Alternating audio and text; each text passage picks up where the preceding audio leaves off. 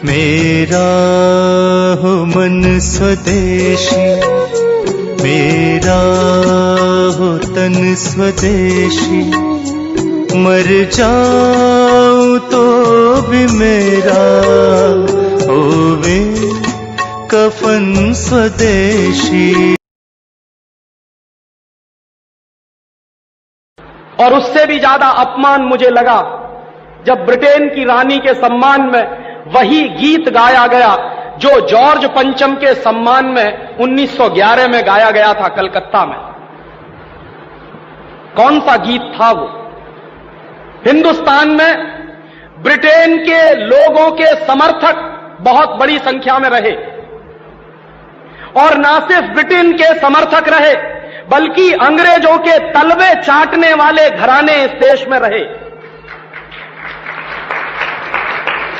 अंग्रेजों की जी हजूरी करने वाले घराने इस देश में रहे, और जिन खानदानों ने अंग्रेजों के जितने ज्यादा तलवे चाटे उन्हीं खानदानों का नाम इस देश में गर्व से लेते हैं लोग।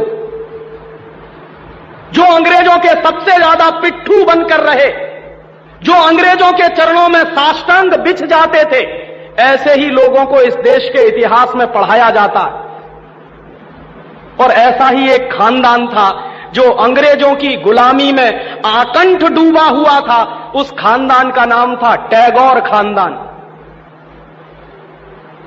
और उस टैगोर खानदान का एक व्यक्ति था जिसका नाम था रविंद्रनाथ टैगोर। उस रविंद्रनाथ टैगोर ने जॉर्ज पंचम के स्वागत के लिए एक गीत लिख दिया था।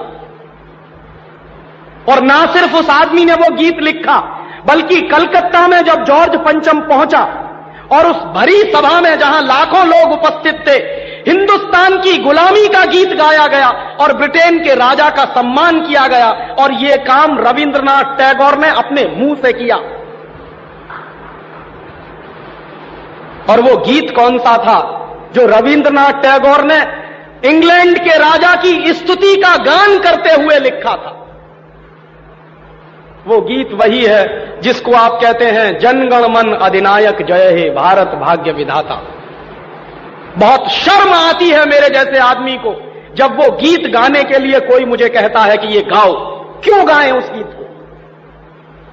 रविन्द्रनाथ टैगोर तो चापलूसी करते थे अंग्रेजों की, रविन्द्रनाथ टैगोर तो चाटुकार थे अंग्रेजों के, और रविन्द्रनाथ टैगोर तो साइकोफेंट थे अंग्रेजों के। इसलिए उन्होंने अंग्रेजों के राजा के सम्मान में वो गीत लिखा था। मैं तो नहीं हूं, मुझे तो अंग्रेजों की चापलूसी से कोई मतलब नहीं है। मैं तो अंग्रेजों का उससे ज्यादा विरोधी हूं जितना कोई हो सकता। लेकिन मेरे आजाद देश में उस गीत को बार बार गवाया जाए, यह मेरा राष्ट्रीय अपमान का प्रश्न है। और जिस गीत को अंग्रेजों के राजा जॉर्ज पंचम के स्वागत में गाया था रविन्द्रनाथ टैगोर ने, वही गीत 5 दिन पहले दिल्ली के एयरपोर्ट पर गाया गया महारानी के सम्मान में। आपने कभी ध्यान दिया है उस गीत के शब्द क्या हैं और उन शब्दों का मतलब क्या है?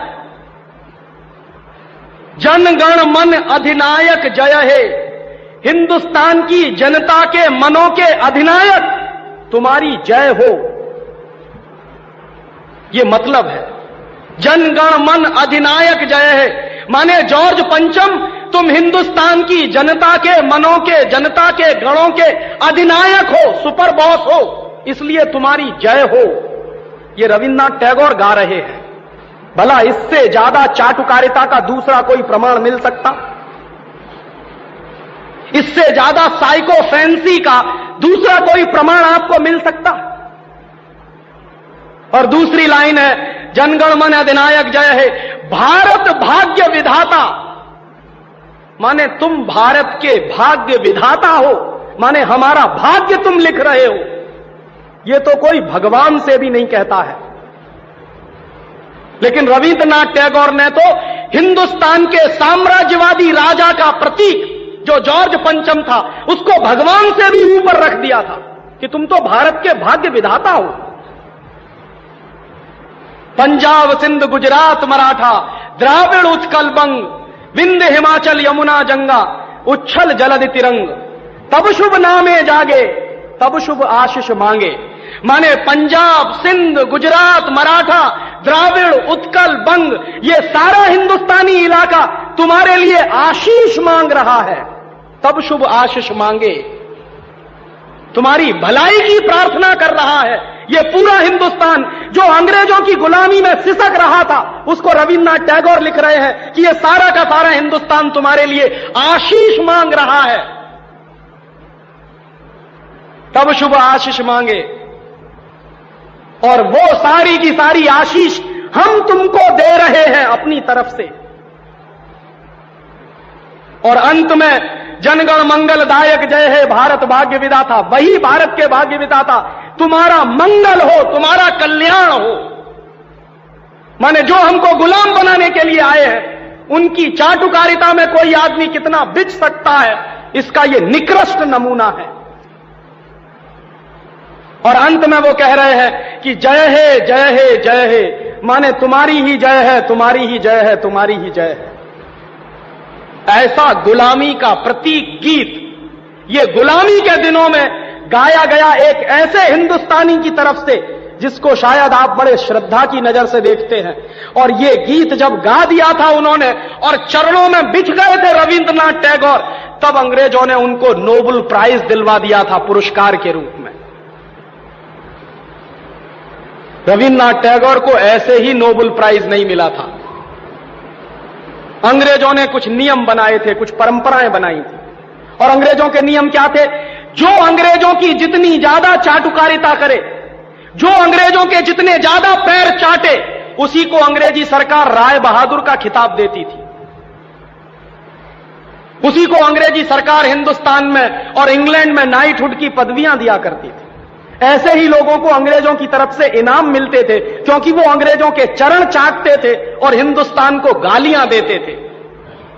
और ऐसे चरण चाटू लोग, आपने नाम सुना है, हिंदुस्तान के राजाओं के दरबार में कुछ चारण और भाट हुआ करते थे। वो चारण और भाट क्या करते थे? राजा चाहे जितना गंदा हो, चाहे जितना बदमाश हो, चाहे जितना लफंगा हो, लुच्चा हो, वो चारण और भाट हमेशा राजा की प्रशंसा ही करते थे। बदले में राजा उनको कुछ इनाम बांटता था। ऐसे चारण भाटों का खानदान है ये टैगोर खानदान, जिन्होंने ये गीत लिखा है। और मेरा अंदर से रोम रोम कांप जाता है जब कोई मुझे कहता है कि राजीव भाई जनगण मन गाइए। क्यों गाएं? हिंदुस्तान का गीत नहीं है जनगण मन अधिनायक जय।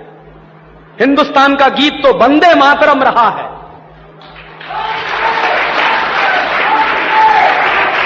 और यह वंदे मातरम जैसा गीत जो हिंदुस्तान की आजादी की लड़ाई का प्रतीक था, जो हिंदुस्तान के लोगों में खून में जोश भरने का काम करता था, उस वंदे मातरम जैसे गीत को हिंदुस्तान में राष्ट्रीय गीत का दर्जा दिलवाने में 50 साल लग गया हमको, अब जाके हुआ है।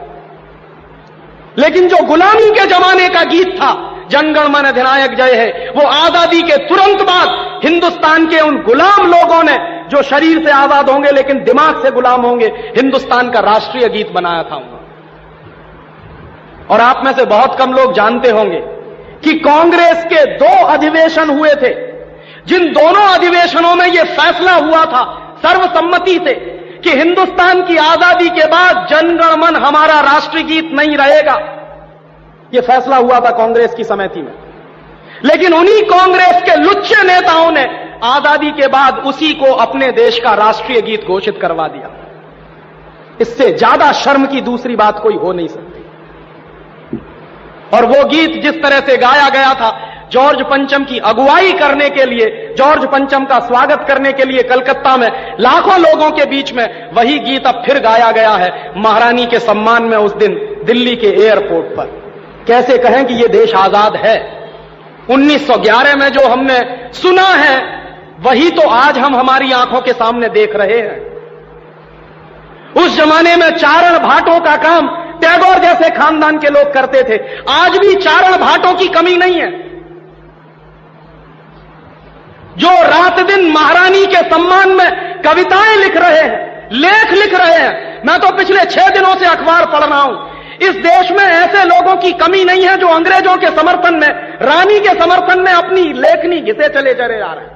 इसी उम्मीद में कि शायद फिर से अंग्रेजों की दया दृष्टि हो जाए तो हमको भी कोई नोबेल प्राइज मिल जाए या राय बहादुर का खिताब मिल जाए।